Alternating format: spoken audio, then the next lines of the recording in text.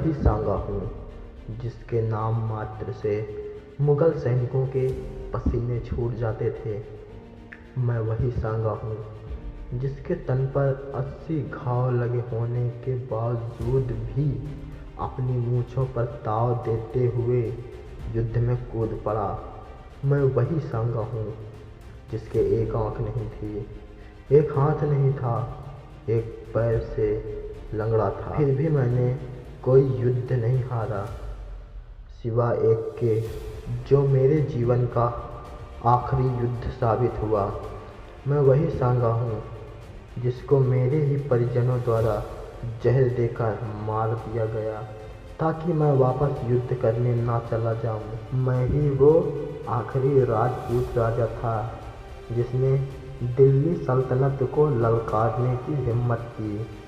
मैं ही वो सांगा हूँ जिसके दरबार में 7 राजा, 9 राव और 104 सरदार थे। मैं ही वो राजा हूँ जिसके साथ राजस्थान के सभी हिंदू राजा एक साथ मिलकर युद्ध किया था। मुझे संग्राम सिंह के भी नाम से जाना जाता है। मेरे पिता का नाम रायमल था।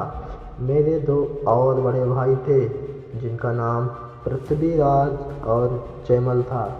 अब मैं आपको हमारे बचपन की कहानी की ओर लेकर चल रहा हूँ।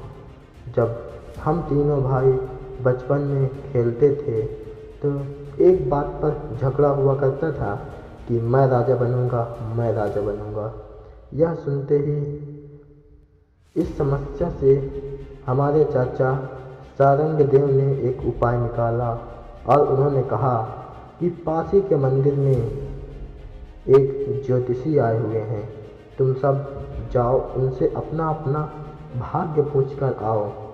हम सब उस मंदिर में गए और उस ज्योतिषी से कहा कि बताइए हम में से अगला मेवाड़ का राजा कौन बनेगा। तभी ज्योतिषी ने मुझे देखकर कहा कि तेरी तलवार से सल्तनत मुगलिया कांपेगी।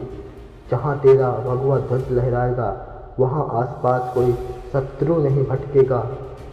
हर नगर नगर तेरी धाक कायम होगी। बहुत ही जल्द तू मेवाड़ का सम्राट बनेगा। यह सुनकर मेरे और दोनों भाई मुझ पर हमला कर देते हैं। इतने में मेरे चाचा सारंगदेव वहाँ आ जाते हैं और वे मेरा उनसे बचाव करते हैं और मुझे वहाँ से भाग जाने को कहते हैं। मैं वहाँ से भाग जाता हूँ और वहाँ से भागते भागते मैं से मंत्री पहुँचा।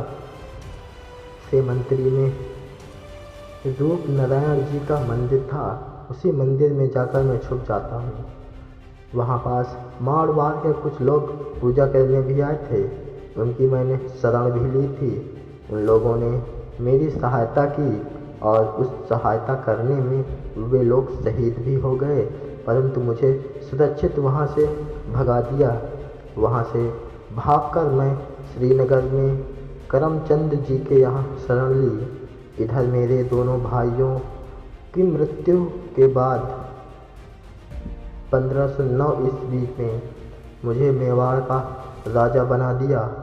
उस वक्त मैं 27 वर्ष का था। जब मैं मेवाड़ का राजा बना था तब दिल्ली का शासक सिकंदर लोधी था जिसका मंत्री इब्राहिम लोधी था। 1517 ईस्वी को दिल्ली और मेवाड़ के मध्य युद्ध हुआ जिसमें इब्राहिम लोधी को पराजय का सामना करना पड़ा। इस पराजय से सिकंदर लोधी के पैर डगमगा गए थे। उसके बाद वह सन 1518 में मियाँ माखन लाल से मिलकर पुनः युद्ध का ऐलान कर दिया, पर वह फिर पराजित हो गए और मैं अपना शासक स्वतंत्रता पूर्वक चला रहा था। यह वह समय था जब भारत पर एक नया आक्रमणकारी दस्तखत दे रहा था जिसका नाम था बाबर। यह अफगान की तरफ से अरगना नामक जगह से आया था। पानीपत के पहले युद्ध में वह इब्राहिम लोधी को हरा दिया था। दिल्ली और आगरा पर वह अपना कब्जा कर लिया था। जब बाबर भारत आया था उस समय भारत पर दो बड़ी शक्तियाँ हुआ करती थी। एक थी अफ़गानिस्तान की और दूसरी थी राजपूताना। अफ़गानों का नेता था इब्राहिम लोदी और राजपूतों का नेता मैं स्वयं था, राणा सांगा। इब्राहिम लोदी को तो वह पहले ही मार चुका था, अब बारी थी राजपूतों की। जब बाबर ने दिल्ली पर अपना अधिकार किया तो मुझे लगा कि यह कुछ दिनों तक दिल्ली पर शासन करने के बाद वहाँ से वापस लौट जाएगा, लेकिन ऐसा नहीं हुआ। वह वहीं जमकर रहने लगा। बाबर ने भारतपुर पर आक्रमण करके उसे अपने अधीन कर लिया था। अब मुझे लग रहा था कि यह राजस्थान पर घुसना चाहता है, तो मैंने उसे युद्ध करने उसके सामने से ही चला गया। जब बाबर को यह खबर मिली कि मैं उससे युद्ध करने आ रहा हूँ, तो उसने अपने सेना के साथ एक नया सेनापति भेजा जिसका नाम था सुल्तान मिर्ज़ा। 6 फरवरी 1527 ईस्वी को युद्ध हुआ, जिसमें बाबर को हार का सामना करना पड़ा। इससे बाबर की सेना का मनोबल काफ़ी टूट गया था। व्यक्ति के एक हाथ नहीं और एक पैर से लंगड़ा, जिसने जीवन में कोई युद्ध नहीं हारा, वो कोई आम आदमी नहीं हो सकता। लेकिन फिर भी बाबर ने अपनी सेना का मनोबल बढ़ाया और युद्ध करने के लिए तैयार हो गए। बाबर और राणा सांगा के मध्य चंदेरी पर युद्ध हुआ, जिसमें मेरी सेना की संख्या बाबर की सेना की संख्या से काफ़ी ज़्यादा थी, लेकिन बाबर के पास तोपें थी। भारत पर पहली बार तोपों का उपयोग बाबर ने किया था, जिसका हमें पता भी नहीं था। इस कारण हमारी सारी सेना की मौत हो रही थी। यह देखकर मुझसे रहा नहीं गया। मैं अपने घोड़े के साथ बाबर के सामने जा पहुंचा। तभी बाबर ने अपनी सेना को आदेश दिया कि सब उस पर एक साथ आक्रमण कर दो, और एक तीर मेरी आंख में लग गई, जिससे मैं वहीं गिर पड़ा।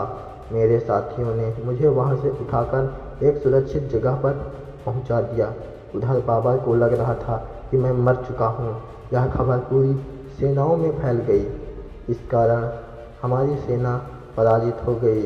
इस युद्ध में मेरे शरीर पर 80 घाव लगे थे। तभी बाबर ने मारवाड़ पर आक्रमण करने का निर्णय लिया। यह बात जब मुझे पता चली तो मैं उसकी सहायता के लिए अकेले निकल पड़ा। यह जानकर मेरे परिजनों ने सोच लिया था यह खुद भी मरेगा और हमें भी मारेगा। उत्तर प्रदेश पर तिरीच नामक स्थान पर मेरे परिजनों द्वारा मुझे जहर देकर मार दिया गया था, लेकिन मेरी पराजय का कारण था एकता। उस वक्त बाबर की सेना में एकता थी, लेकिन हमारी सेनाओं में एकता नहीं थी।